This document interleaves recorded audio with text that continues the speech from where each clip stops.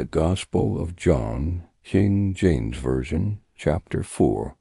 When therefore the Lord knew how the Pharisees had heard that Jesus made and baptized more disciples than John, though Jesus himself baptized not, but his disciples, he left Judea, and departed again into Galilee, and he must needs go through Samaria.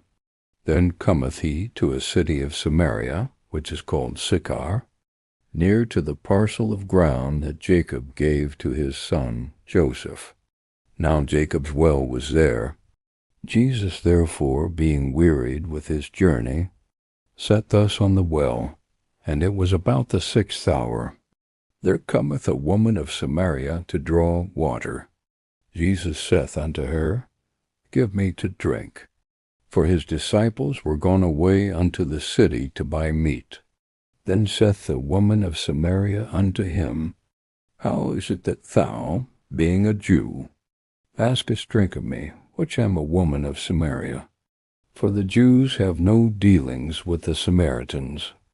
Jesus answered and said unto her, If thou knewest the gift of God, and who it is that saith to thee, Give me to drink, thou wouldest have asked of him, and he would have given thee living water. The woman saith unto him, Sir, thou hast nothing to draw with, and the well is deep. From whence then hast thou that living water? Art thou greater than our father Jacob, which gave us the well, and drank thereof himself, and his children, and his cattle? Jesus answered and said unto her, Whosoever drinketh of this water shall thirst again. But whosoever drinketh of the water that I shall give him shall never thirst.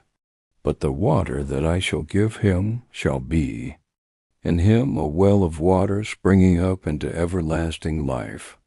The woman saith unto him, Sir, give me this water, that I thirst not, neither come hither to draw. Jesus saith unto her, Go, call thy husband, and come hither. The woman answered and said, I have no husband.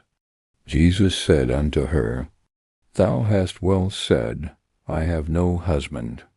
For thou hast had 5 husbands, and he whom thou now hast is not thy husband.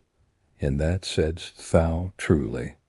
The woman saith unto him, Sir, I perceive that thou art a prophet.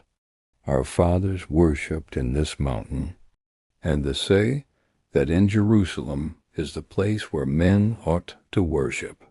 Jesus saith unto her, Woman, believe me, the hour cometh, when you shall neither in this mountain, nor yet at Jerusalem worship the Father. The worship the know not what. We know what we worship.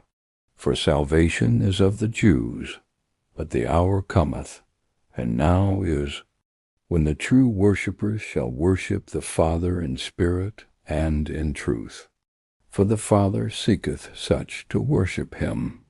God is a spirit, and they that worship him must worship him in spirit and in truth.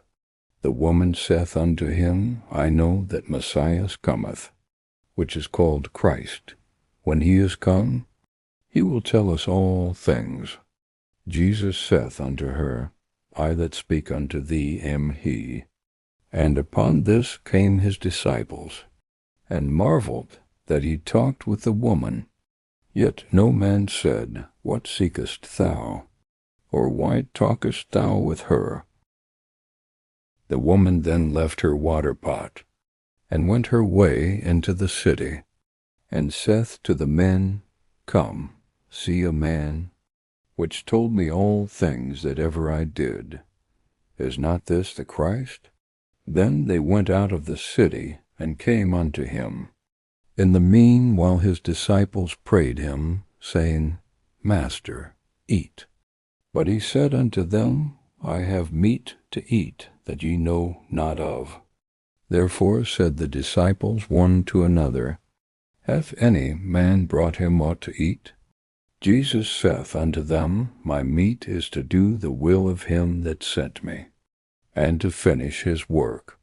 Say not ye, There are yet 4 months, and then cometh harvest?